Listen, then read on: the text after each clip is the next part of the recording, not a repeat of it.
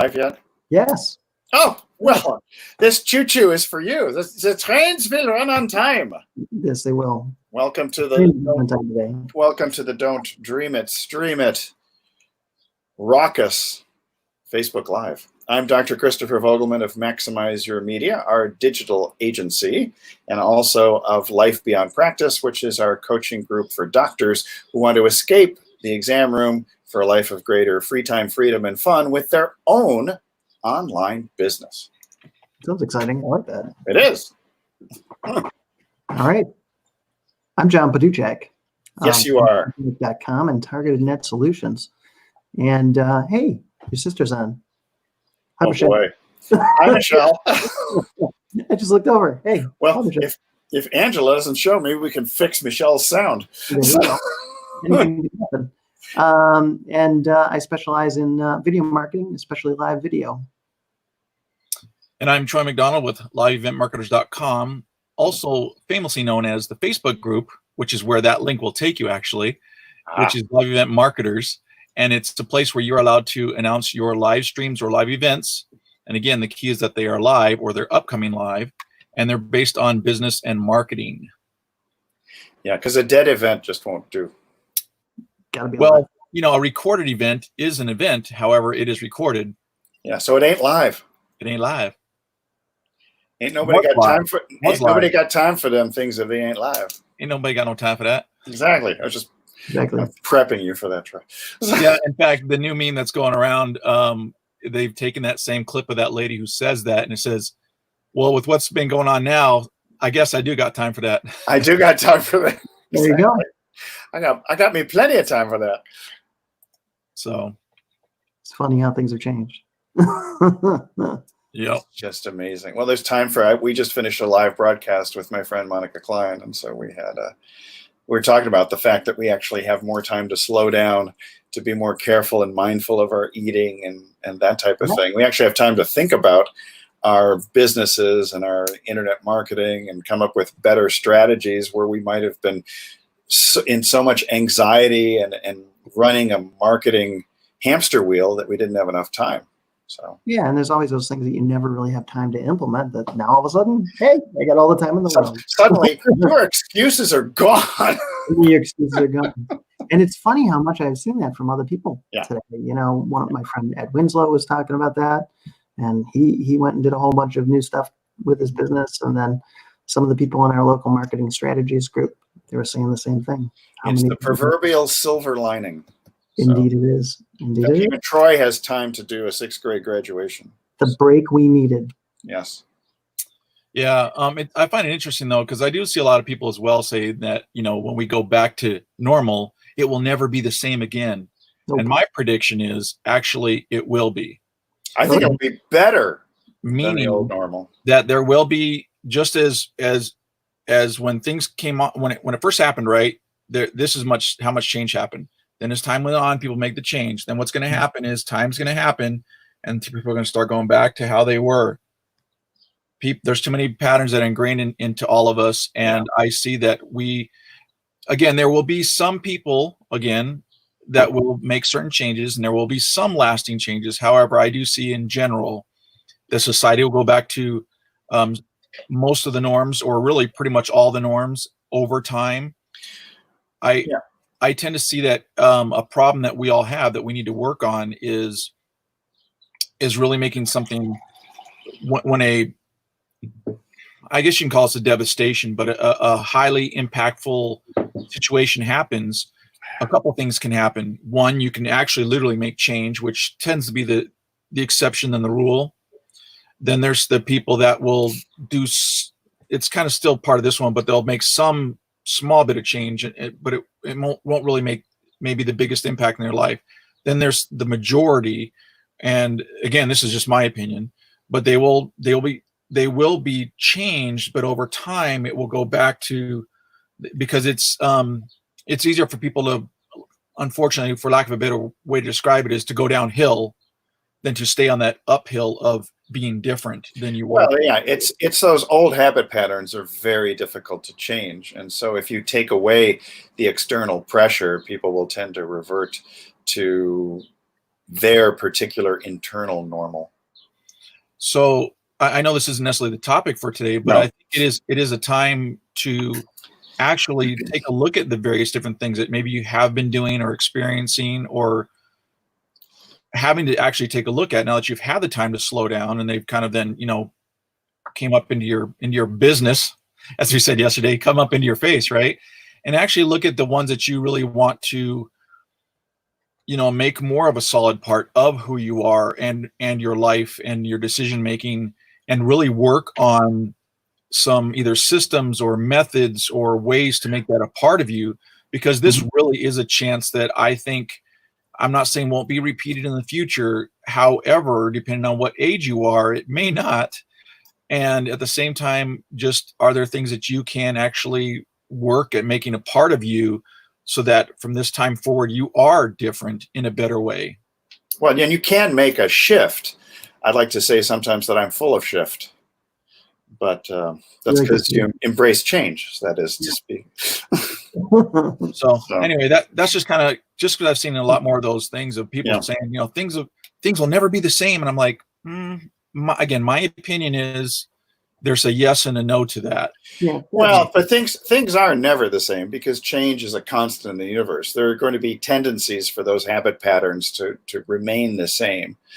And I think that the opportunity for people, for example, more people creating online businesses, more people working remotely or from home, more people opting to do homeschooling, in that respect, there are many things that will be changed, but maybe not for the vast majority of people. Right. So anyway, with that in mind, we're going to talk today a little bit about those who want to start online businesses and who want to look to attract customers or patients, if you're doctors like me and my colleagues, or who want to delve into some sort of a new business venture online, and what role keywords may play. Well, and I put keywords and hashtags together because very often people have had some practices in the past, like in the early days of the interwebs, where they would do keyword stuffing, which is something that's frowned upon by Google nowadays. And that if you have a particular business, there are certain words that will resonate with your audience or with your potential prospects. And we're going to take a little look in that, We're going to look in. On, in. Yeah, on, in, off. I'm a little off. So. Yeah, I do agree that actually I think it is a good idea to include hashtags in that, because they really are, in essence, the keyword or various keywords that do not only resonate with your business and or your prospects and clients, but they also are kind of pointers to your business and that kind of thing. People they do search for hashtags, or they do searches using hashtags, I should say. Yes, in fact, we talked about that a little bit ago. That hashtags, and if we want, we could run down. I mean, unless you guys have a particular angle that you want to go. No, I mean, we can go down any rabbit hole you want, Troy. Sure. I like it. But we did find, in fact, one of the questions that we had initially was we weren't exactly too sure again about YouTube, and we quickly went over to YouTube and put in a couple hashtags and found out within the description there were hashtags that were in there that YouTube did pull up. And with speaking of keywords, which you're really typically doing for what? Search engines, right? And again, YouTube being touted as the #2 search engine. Not only you have keywords, but the simple fact of it being a social media type thing as well. That's where the hashtags kind of play the role. But you can use both, wording of how you describe your video in there, but also a hashtag to have it stand out from hopefully among other videos and things. Yeah, and a lot of this depends on who the so-called avatar is, not the big blue aliens that we talk about, but who your ideal customer is and how they're going to find you. And I noticed years ago when I started putting some things on YouTube, I had a channel called My Health Expert. And the only reason I had that is because a colleague of mine had Your Health Expert. And so I thought I would just imitate him, and he's very successful in social media. But I had things like snow shoveling videos. I had videos about nutrition. I had videos where I dislocated my shoulder and had shoulder surgery, and I was the best one-armed chiropractor in the Washington, D.C. area. And though it was interesting because not only using hashtags, but the description that you have for your video in the headline or the title of that video was very important in getting found and getting views. So I would even geolocate the video with North Bethesda, Rockville, Silver Spring chiropractor discusses snow shoveling or safe habits for dealing with snow. And that was very helpful. Now, when I moved to San Diego, I changed the title of the videos to San Diego Chiropractor. But people in San Diego aren't looking for snow shoveling tips, but they still could find me. And in fact, Google Places suddenly had me listed as a chiropractor, even though I'm not actively practicing anymore. It was very interesting. Go ahead, John. I was going to say, you hit on something really important, Dr. V, and that is, and my friend Ed and I talk about this quite frequently, and that is that most people, when they start looking at their search terms, they're starting to look way too broadly, especially if they're a local business. Mm-hmm. You need to really look tightly into their area. Yeah. And, you know, most businesses have enough customers in their local area. If they geo-target that in to start, that's a great place for them to get going. It really is. And so, for example, I didn't target. So my main practice was in Maryland. So I tried targeting some people just across the bridge in Virginia, but going across that bridge, a lot of people had this, and you know this if you're in your own geographic area, people have these mental blocks. I've known tons of people from Maryland who would not go to Virginia.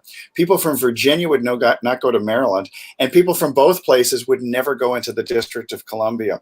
And we're talking about a 10 to 20 minute drive. Sure. But there are these psychological blocks that are common in almost any geographic area. And so using the keyword for your particular geographic area is important. So I would try to attract people from Virginia, but very few people would come across the bridge into Maryland. So I would just draw maybe a 5-mile radius. And by the way, the studies have shown that when it comes to dentists and chiropractors and medical doctors, people in general will choose someone within a 3-mile radius of the office, at least in an urban area.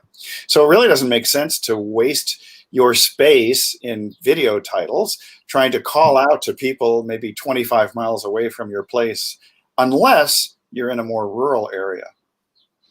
Or you're a specialist. Or a specialist. So, I would say that. Because I know my one specialist gets a little broader area. Yeah. Yeah, it's interesting. I always had I had a friend that used to live here in Utah as well. We still keep in contact. He's of course moved up into Washington now, Washington State, and we always kind of used to joke around because I would go sometimes farther to say like Office Max or whatever, and he'd always say like, "Well, what's wrong with East Bay?"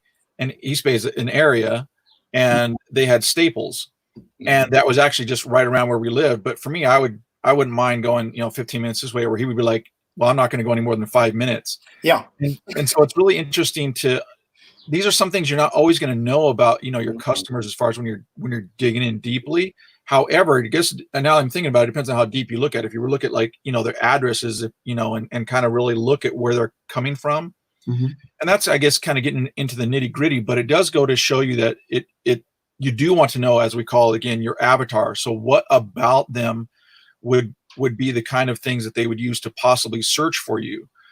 And also, so that's just one. Whoops, I didn't mean to do that. I was trying to, I did not have my reading glasses, and I was going to hit the mute. I missed, and there's the mute button. Jeez. That's perfect. Now I got the mute button. And so it is interesting, again, to look at the patterns then of people, because I have a phrase that I like to say, that people are patterns. And that also kind of even comes from what I was saying earlier, that people will tend to go back to those patterns as we're given enough time. So the other thing that you had brought up, Dr. V, the other day when we talked about hashtags, was coming up with your own unique identifying hashtag. And I think actually I mean, I'm sure I might have thought about that at some point, but it was not one that like I always had in the front of my mind. But it actually makes a lot of sense, especially if you're really branding yourself with a particular phrase or saying. So, like, with live event marketers, what I found, okay, so when you're building a tribe, or in other words, your people, so to speak, and I do see this a lot in the information marketing in a world, but where you have kind of phrases that you use within your industry or your people, right? And so those are phrases that you can kind of use within the group. So I haven't yet, but I was thinking of, I mean, live event marketers, you could say like LEM for short, right? A live event marketer. Or you'd call it, a group as a lemmer, LEMER. Now, granted, I didn't think like it a lemming. Sounds like a lemming. Yeah, it didn't sound the coolest. My point is, if I were to start using, hey, as a lemmer, you understand. Again, this doesn't sound cool. I understand, but you understand the importance of announcing your lives, blah blah blah, right? So then and I just searched on Twitter. I searched on Twitter right now for a hashtag you could use: live event ninja. Nobody has claimed that. Yes, see that could be a good one. So I could say like, as a live event ninja, something like that. Yeah. So basically, it would be to where you, like we're talking about again, branding your particular hashtag, and then also the good part about it. I know in the information producers is that people start to refer to themselves with some of those key phrases, and then again it gets that within the mind, so people will get used to searching and understand what that connection is to you. Yeah, doing that. So anyway. But it's a gathering place. It's like having a town center where people could come in and all meet when you have a unique hashtag that might be your brand. Like, for example, I had the Life Beyond Practice. I was using the group name that I have on Facebook as a hashtag. And that does seem to help with a little bit of SEO, with a little bit of search engine juice. Yeah. So, and with that in mind, sometimes you're looking at the end result, like what do people really desire as the end result? And that may be important in terms of the benefits that your particular course or group or membership happen to offer. And I would imagine using those keywords would be important. So like with you, Troy, with live event marketers, we're not just talking about event marketers and we're not just talking about live events.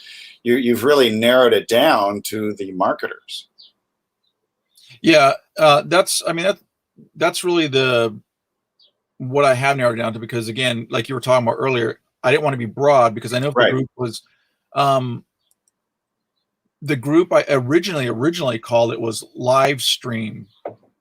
And then I thought, well, a lot of people that actually they run an event, but and it is like live streaming, but they wouldn't necessarily think of themselves as live streamers. Right. Even though it really is a live event. And again, so I thought, well, I'll pick event because even though it may somebody just be live streaming, it is an event in and of itself. So you do have to do the best you can, because I know sometimes it's really frustrating coming up with, say, with like either, domain names or even a name for a group or, things for hashtags. And so, sometimes it takes time. For me personally, it was a super quick idea. I'm just going to implement this and get rolling with it. So, again, is it ideally the best? I found that sometimes, so having been in the game for quite a while, I found that sometimes, you may not come up with the best, but what tends to happen is people do get to know your domain, and who's associated with it and those kind of things. And so it just becomes second nature for your tribe. So it's not that big a deal because, for example, think of Facebook. I mean, what really the heck is that? But now you say it and it's like not a big deal, right? Yeah. People don't really think like, oh, that's a dumb name anymore. They just it is what it is. Mm-hmm. So I wouldn't fret a whole ton about, maybe having the most ideal kind of name for any particular thing. However, like we were talking about with search terms, you want to do the best you can if you're really looking to get some SEO juice in the domain name. Mm-hmm. And there's different people that say that's, it's not and again, when you talk to SEO people, you'll get every answer under the sun where it's not important anymore. Some people say it's in between, and some say it still is important. Yeah. But I find at times when doing searches for certain phrases, the domains that come up do not have those keywords in them, or maybe one. Well, But or it might be in the meta, and you just don't see it. Yeah, that's just the different part of that's a different part of the subject for right now. What I'm saying literally is for the domain, because I have found on some searches that it will pull up the direct, variations of those keywords in the domain first. So it really depends on most of it really depends on a lot of the competition, how well those other pages are ranked, and again, like you're saying, meta tags, within the page, keywords, all that kind of and stuff. even just even the keywords that are used in your blog posts will call that up too. So right, and that's what I mean by in the page or on the page, right. Keywords that are in the actual content itself. Yeah. Mm-hmm. And then then there's the parts of backlinking and everything like that, and the age of the domain and everything. Yeah. There's all those factors that go into it. And we have when we're looking for keywords, we're also concerned with our own names, our personal brand as a keyword. Because for me, there are multiple Dr. Vogelmans because I come from a family of professors and doctors. So I had to get drvogelman.com and then put it on Twitter, put it on Instagram, put it on all these places. But what I try to do is to gain as much digital real estate as possible with that little at Dr. Vogelman. Right. Well, I do have also as well troymcdonald.com. I finally got it a couple of years ago from a guy who'd been sitting on it for like 10 years and stuff. Yep. So yep. The cyber squatters, the bane of our domain existence. And I mean, this actually brings up another point of, I remember so many years people have always talked about, don't make the business be built around you, because then you really aren't able to sell it. But then I find a lot of people actually building their businesses around them. I mean, this is a tremendous conflict, and I've been going through this myself for the past 2 years, because you have your personal brand and you have your business brand. And I've seen people like Chris Ducker. I met him at Social Media Marketing World 2 years ago, and so he's Chris Ducker everywhere, but he's also youpreneur. And his whole approach was simply about the business of you. So people buy from people. So you do want a personal brand, but at the same time, you want to establish something that is potentially saleable. If beginning with the end in mind, you see the sale of your business as the eventual outcome. Yeah. And the interesting thing for me, I kind of think that in a sense, there's no retirement for me, meaning that I don't see myself retiring. I may do, less stuff, but I'm very people oriented. And I think, you really need to be in general. It keeps you alive, and it keeps your own creative juices going. And so that's why for me, because I had that same quandary of the back and forth of should I not be face fronting, in the company so much. But the reality is, I think you can do a hybrid. So you initially, you build it up, and over time you're bringing people in, and then your role can change. Not that you still won't be in, and people know that you're still part of the company, versus well, I never see Troy anymore, and that's what I originally bought into the company. But I think if your products and services, resonate with the same vibe that you originally gathered that tribe with, and then also, you are there on the specific occasions, and you're introducing other people that are helping run your business. So maybe it's somebody who runs your, webinars or your live events or things like that, where they're brought into the fold and they're blessed, so to speak, by you. Right. And your tribe knows that, that they can and do represent you in a sense. And well, I've seen that with, for example, a good example would be Gallagher. Who's the Proctor? Bob Proctor. So he used to take classes with my dad. Actually, I probably was in classes with him way back when. That was interesting. But I just don't have that memory. But he has changed to Proctor. It used to be Bob Proctor, Bob Proctor, Bob Proctor. Now it's Proctor Gallagher, because Sandy Gallagher came along. And so they created an entity that is larger than his individual personality. because he's well into his 80s, and nobody knows how long he's going to be around. And so, can that legacy live on? Like a Jim Rohn, for example, who passed away a few years ago, there's still business under his name, even though he's not physically present. Yeah. So that kind of was a little bit of a dovetail in there, but here's something that I think is important, because again, we are talking about keywords, and really like, how can I, use my name as again, branding, hashtags, domain names, those kind of things. And so that's where I see the connection. And your name, Troy McDonald, could be the hashtag also that you use, and you can become the dominant Troy McDonald, regardless of how many other Troys are out there. Right. Yeah. So, John, what are your thoughts on keywords and hashtags? Because you do, what, the name of your agency again keeps slipping my mind. I'm so sorry. Targeted Net Solutions. Targeted. So Targeted Net Solutions. So the keyword of solutions is in there because people want a benefit. They want an answer to their problems. They do. They do indeed. And they want it to be specific. So it's targeted. Yeah, and it's funny when most people go to start looking at their keywords and try to figure out what they want to be seen for, it becomes really complicated for them to do that. But it's not complicated. As we know, if you go to Google and you just start typing in the things people might look for, it suggests a whole bunch of stuff to us. And that's really the best place to kind of really get started, not using a keyword search tool or something like that. Just go in and start typing things in. Well, and Google Trends is a good thing too. It is a good thing. It's really interesting to see whether your particular area of expertise or the business that you want to focus upon or that particular niche is popular, or is it just a flash in the pan? Like with work from home or some of these things like pandemic or stuff, there was these peaks and then they just fell dramatically towards the end of April. Mm-hmm. But that was not necessarily a sustainable niche. Whereas some other things that we looked at, home business, working from home, even working from home peaked and then dropped. But if you see a trend that's just moving, actually I should be going this way. Because with my opposite hand. Either way, as long as it's going up, right? As long as it's going up. That's the most important thing. Using Google Trends is very interesting when you're trying to figure out what's the thing with 12 months, what have things been doing for the last 5 years, and just to see if it's in the 80s or hundreds, or if it's something that shoots way back down into the 20s or teens. Well, the other thing too, when you're actually going in and looking for things to create a video about or an article about, if you can combine what you're doing or your name with a trend, that's huge. Yeah.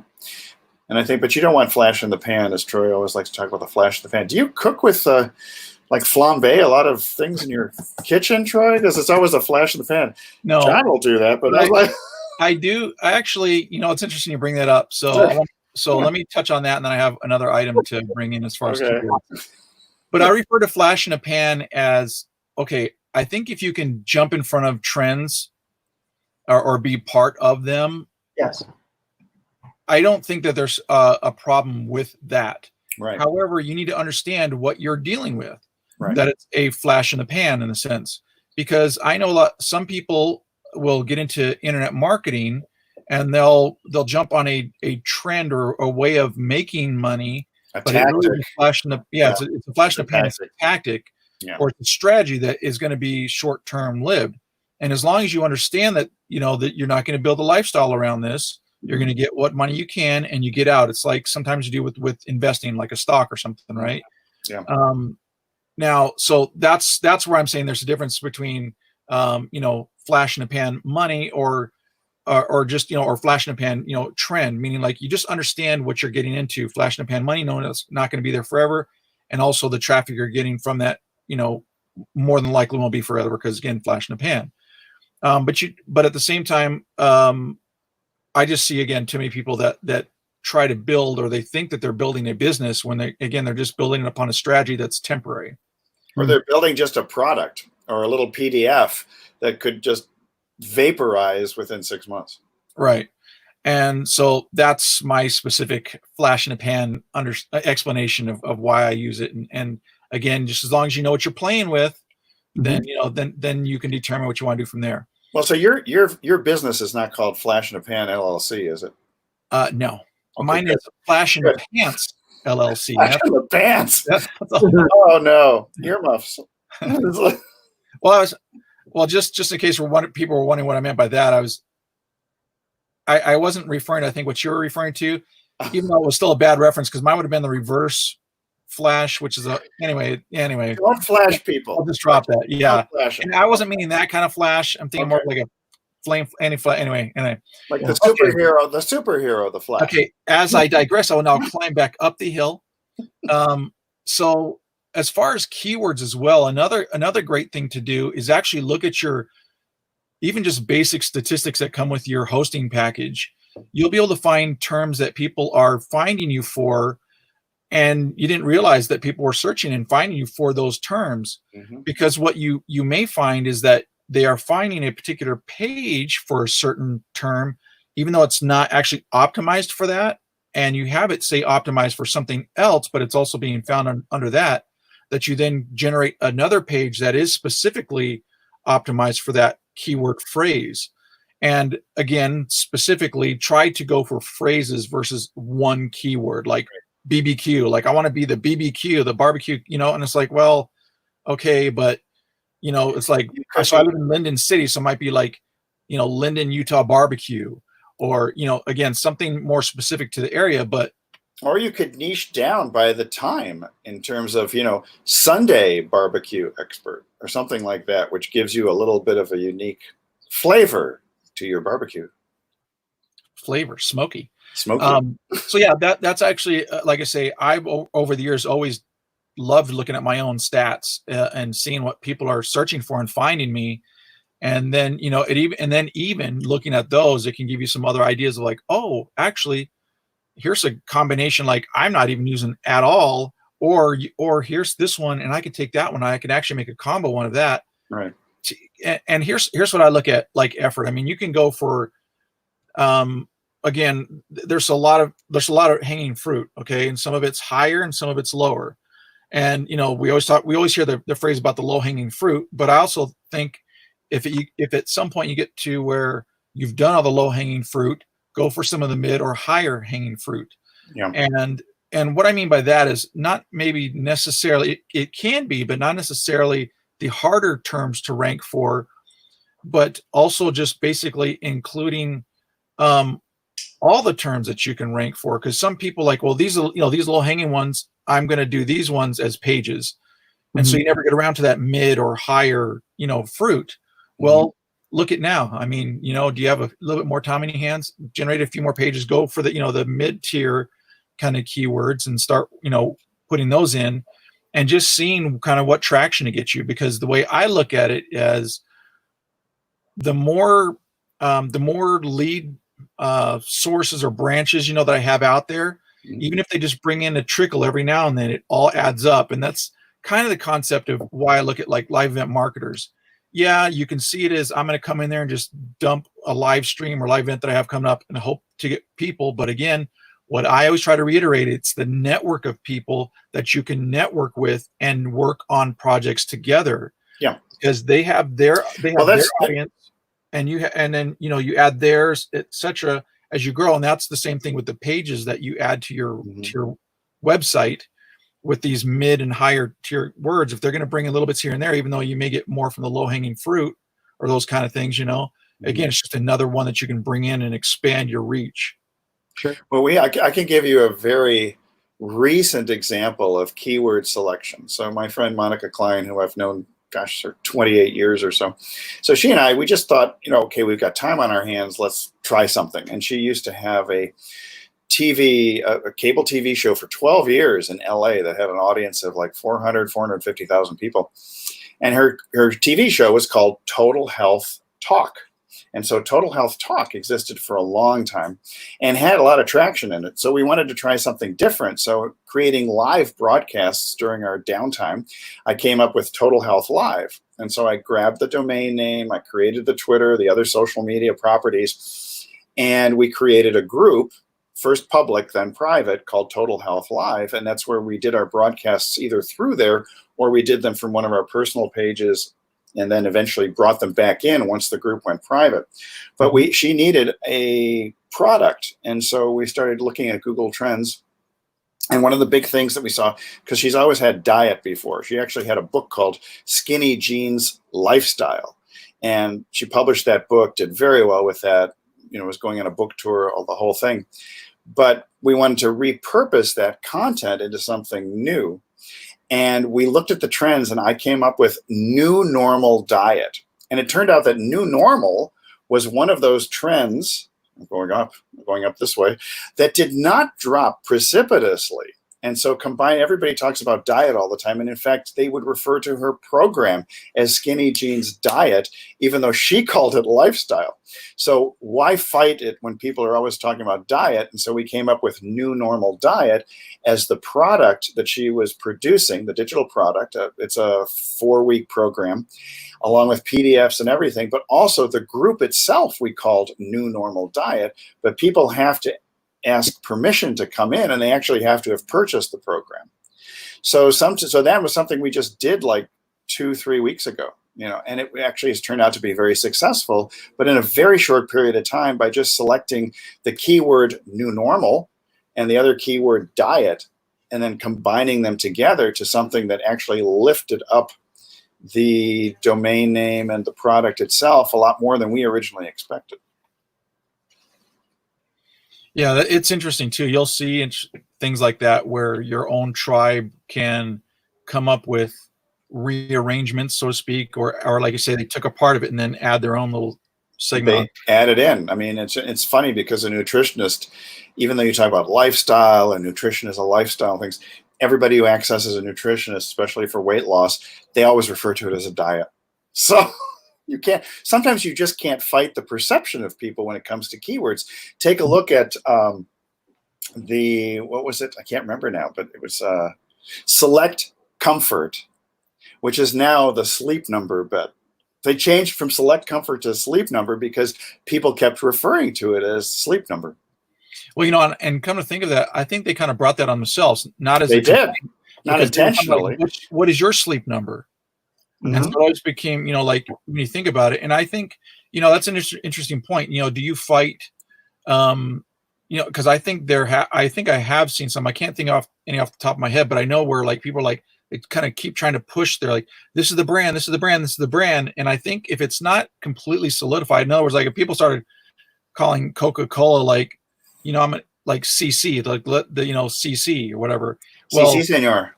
Well, yeah, I'm referring to C. I know, not SISI. Like carbon copy. Yeah, and so so I mean, could you still put that into your own campaigns, or are you able to get the domain and just redirect it to Coca-Cola.com? And like, I think it's about being flexible and just if you've got something trending like that or people using it, hey, use it to your advantage. I mean, yeah. Well, I mean, why would you go against the trend in that situation unless you're so fervent? I've got to get that brand to be nailed down, and everybody else is calling it something else. I think you're kind of foolish not to at least make it part of your meta or the pages you were talking about, the moderate pages, moderate search volume. Yeah, or your mid level. Yeah.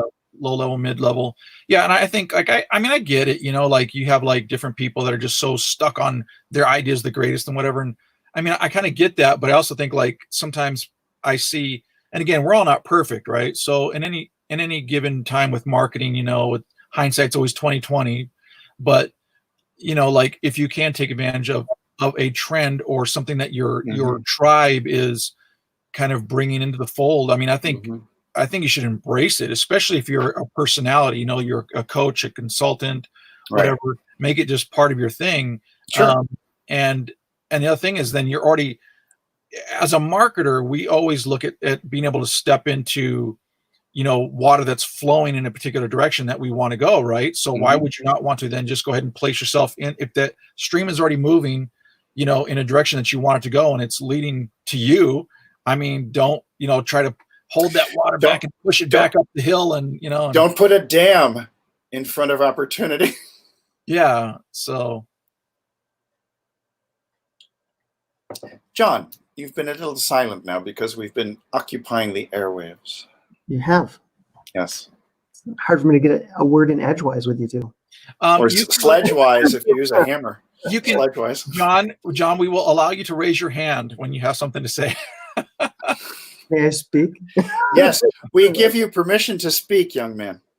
No, I was just thinking about some of the unusual terms that I've watched people use lately with streets, borders for different areas, which is unique search terms to include, like in a whole analogy of your business and the locations or locations of properties for real estate and that kind of stuff.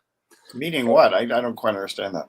Well, like for instance, subdivisions or things like that. You're in New York City, you want an area between 35th Street and whatever. I don't know New York City. Or you're in Tribeca as opposed to the Upper East Side, or you're in in allocating those areas, and in large cities, how important that can be. Because a lot of times people don't account for those things either.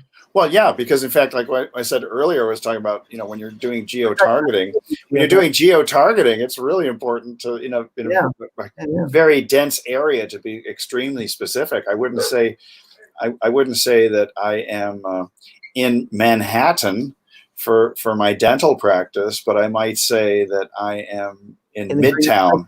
I'm in Midtown, or I'm in Tribeca, or I'm in Soho, or someplace like that. Yeah.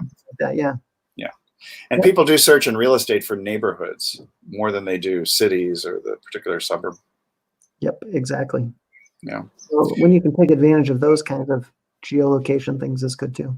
And geolocation is great for hashtags, and then also the end result is good for a hashtag. We talked about the tribal aspect of a hashtag, and I mean, as I said before, you could use your name as a hashtag and get traction over time. And Instagram runs so heavily on hashtags. It's amazing.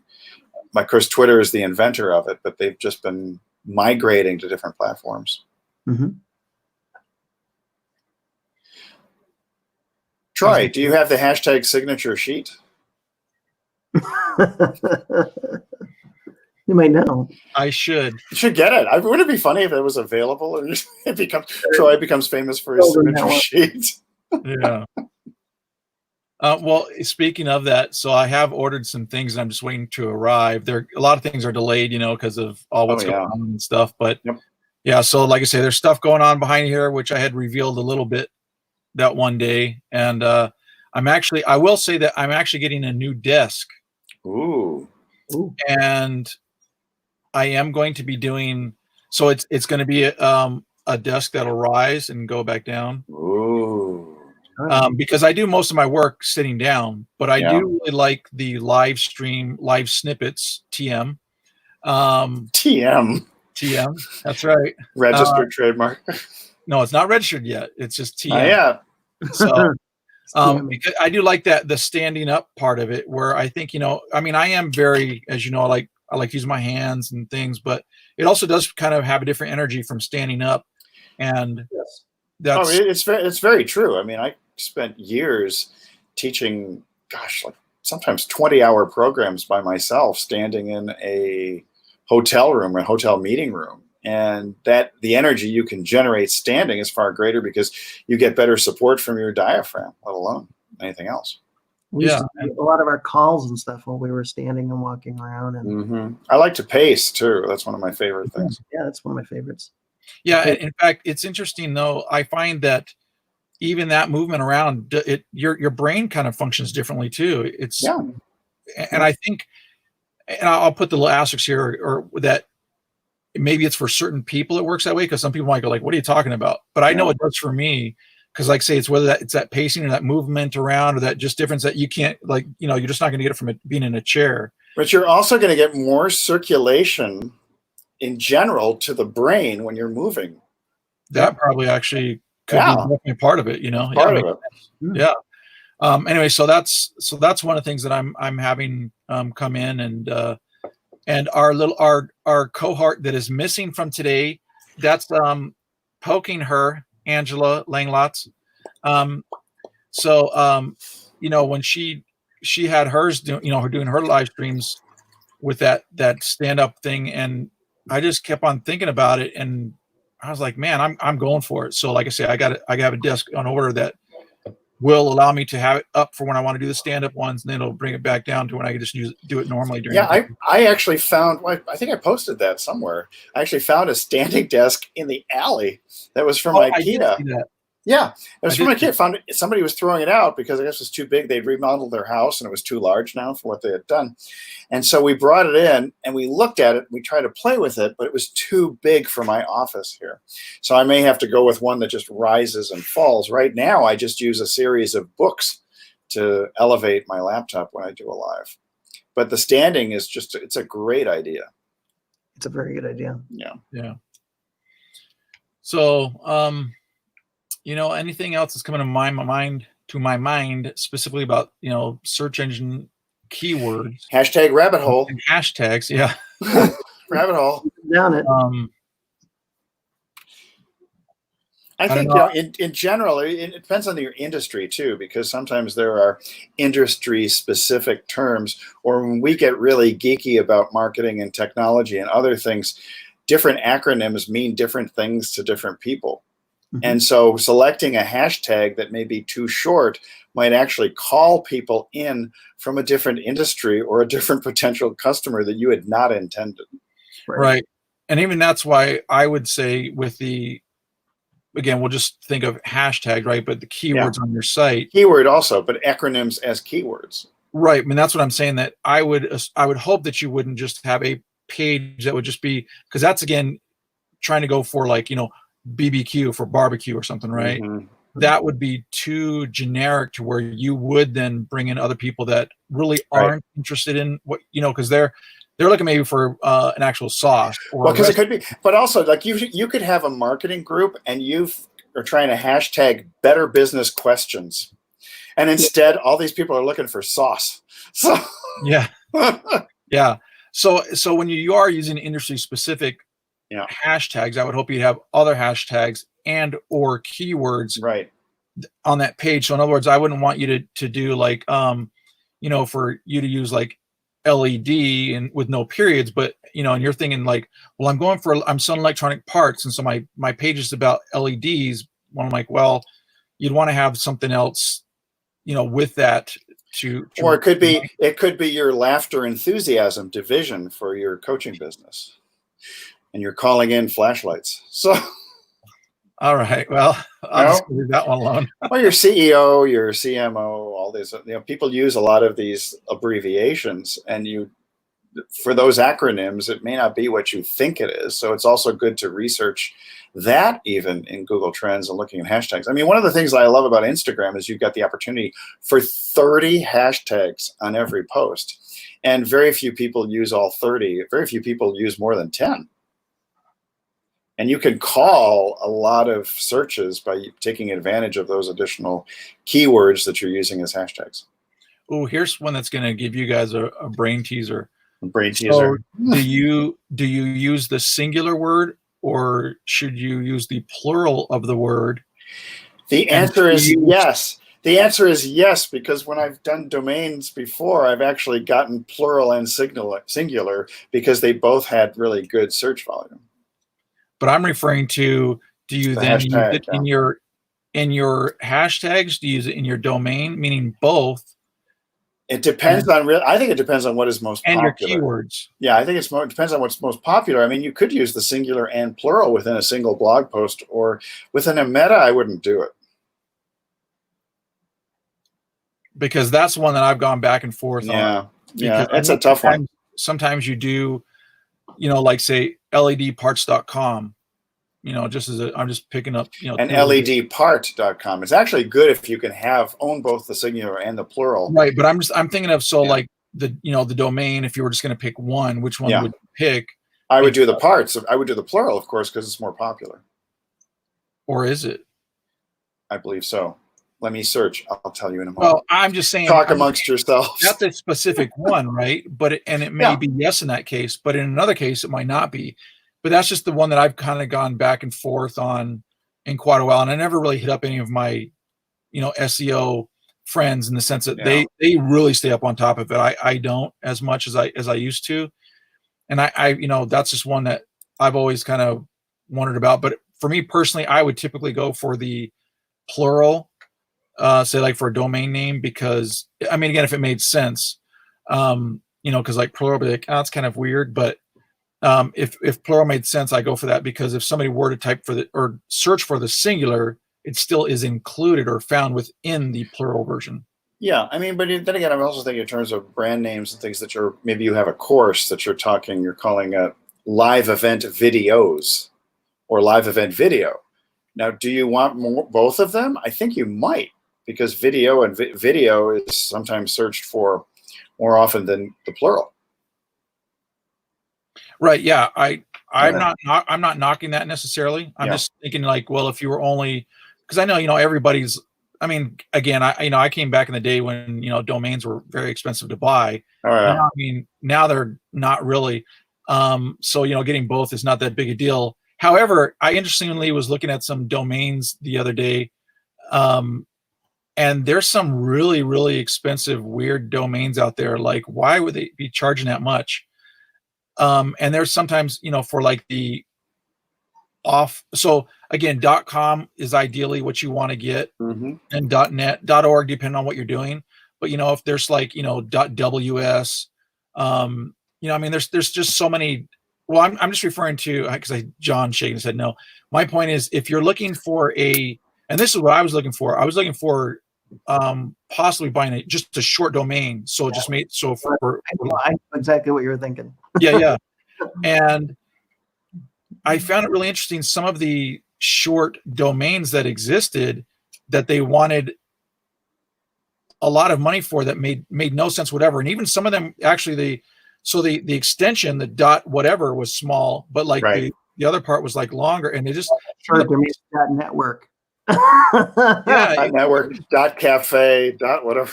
But actually, when you think about it, it's kind of genius. I'll tell you about it later. But that was the funny part of it. That was the funny part about it, is that it is a short domain, but the extension was long. Yeah. So it was just really interesting to see what they were wanting to charge, and some were, some were already, paid, already bought by somebody, so you could, make an offer on it.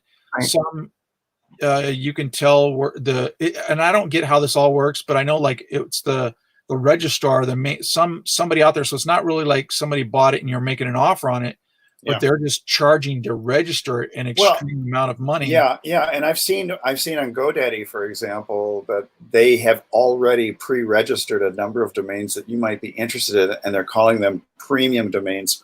Or there are other people who are marketing them through GoDaddy, and they want a specific amount. Right. That's another thing I've seen as well. Yeah. Because I've had several. I mean, in fact, I have to thank you, Troy, because both you and John, because while you were talking, I just renewed one of my domains that was really short. So it was Dr. DFY, DRDFY, for the done for you services for doctors. So it's 5 letters. It was actually, Dr. DFY. I like it. I may sell it, but for right now, I had the logos and everything written. I just realized it had expired, and I have both of you to thank for that conversation. You're welcome. But yeah, anyways, it was really interesting. So, but personally, if somebody were to ask me, my first instinct would be get the plural if it makes sense. If you're only going to buy one. But I agree with you too. I mean, if you can buy both. If you can buy both, I would recommend both, because somebody's going to come along. It's happened before, and they just have the plural of the domain that you think you have. And sometimes they can actually use it for nefarious purposes. Yeah, I had that happen for a while. Yeah. Like if there's a targeted net solution out there as opposed to solutions, I would probably be concerned. So yeah. Well, you can also get, you can split atoms as well. I mean, well, that would be different. That would be targeted nuclear fission, I think. Leave it to Dr. V. Hashtag leave it to Dr. V. Hashtag, that would be my new hashtag. I was supposed to leave it to Beaver.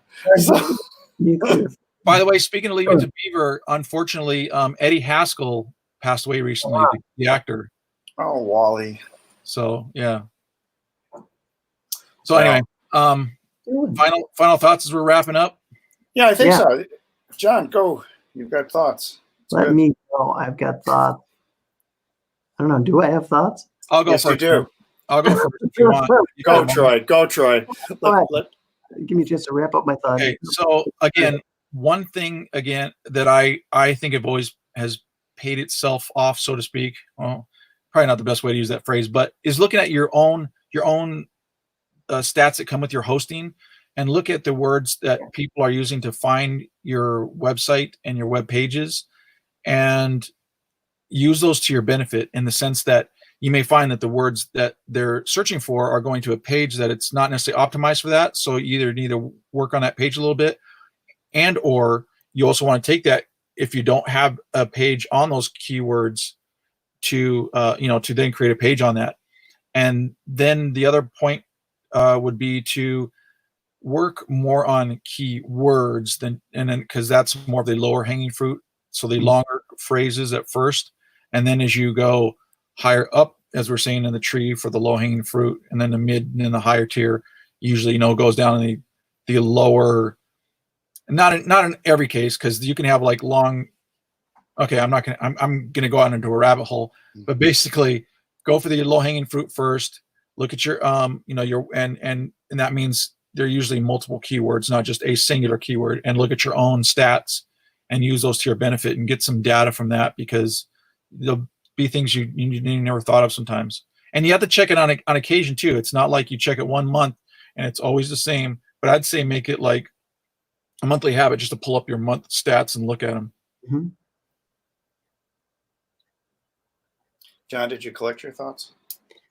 Yeah, I mean, whenever I do keyword search myself, I usually will just open up a Google search, and I'll just start digging for the things that I believe I want to rank for, or that make sense for what I'm looking for. And the longer I go at it and dig in, it continues to give you a longer list of things. And it's funny, not many people do their searches that way, at least in my experience.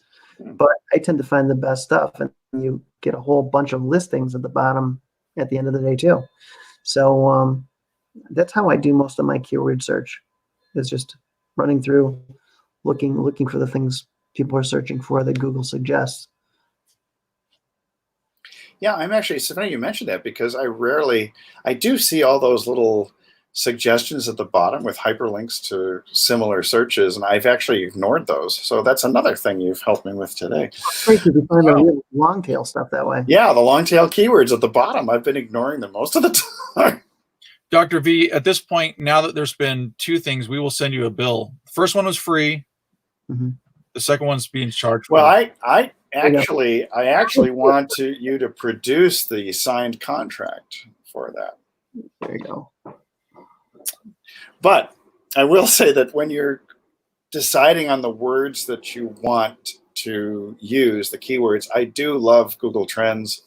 I like what John is talking about, which is, start your search, like what are people looking for, how to make muffins in, and just see all the other things that, sort of auto-filled there in Google.